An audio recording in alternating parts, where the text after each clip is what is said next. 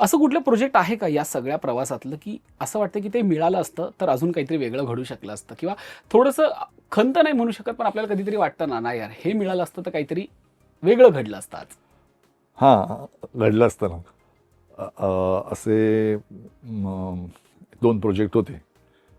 एक तर मुन्नाभाई होता, की ज्याच्यात सर्किटचा रोल करणार होतो. म्हणजे त्यावेळेला शाहरुख खान मुन्नाभाई करणार होते. हो. आणि त्यावेळेला सर्किटचा रोलला मी ऑडिशन दिली होती. आणि ती खूप शॉर्ट पण शॉर्टलिस्ट पण झाली होती.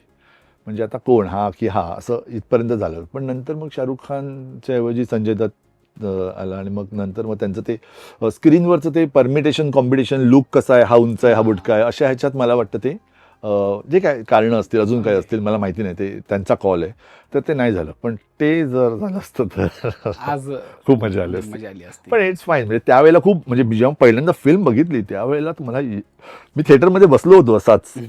मी असाच बसलो थिएटरमध्ये, की मला कळत होतं फर्स्ट डे फर्स्ट शो बघणं माझं पॅशन आहे. तर त्यावेळेला बुकिंग नव्हतं, म्हणजे ओपनिंग नाही मिळालं त्या फिल्मला. अर्धं थिएटर रिकामं होतं. त्याच्यानंतर नाईटपासून ते पिक्चर उचललं. पण मी ते बघितलं आणि मी झॅप झालो. मी म्हटलं मला कळलं की काय रोल आपला हे झालं. असं ते झालं. आणि एक विशाल सरांची, विशाल भारद्वाजांची फिल्म होती, त्याच्यासाठी एक ऑडिशन दिलं होतं. त्याच्यात दीपिकाच्या अपोजिट रोल होता. पण ती फिल्म बनली नाही. ती जर बनली असती तर चित्र अजून वेगळं असतं.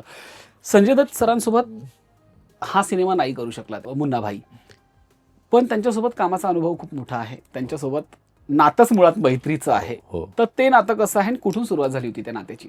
वास्तवला पुन्हा महेश सर. वास्तवला आम्ही एकत्र होतो.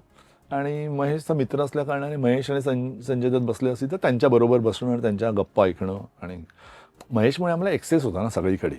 आम्हाला कोण विचारणार की वो हिरो के बाजू में नहीं बैठना, वो उधर नाही जा.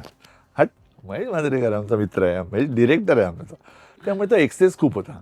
त्यामुळे संजूशी पण खूप चांगलं झालं. आम्ही नंतर पिता केलं. पिताला आम्ही एकाच हॉटेलमध्ये राहायचो, मी किंवा महेश. आम्ही एकत्र. संजय दत्त दुसऱ्या हॉटेलमधनं गाडी घेऊन यायचा. मग त्याच्यानंतर मग मी, महेश आणि अतुल काळे असायचं आमच्याबरोबर. आम्ही 4घे जण एकाच गाडीतून जायचो. मग वाईला आम्ही शूटिंग करायचो आणि मग परत येताना एकत्रच. मग रात्री डिनर पण आम्ही एकत्रच असायचो.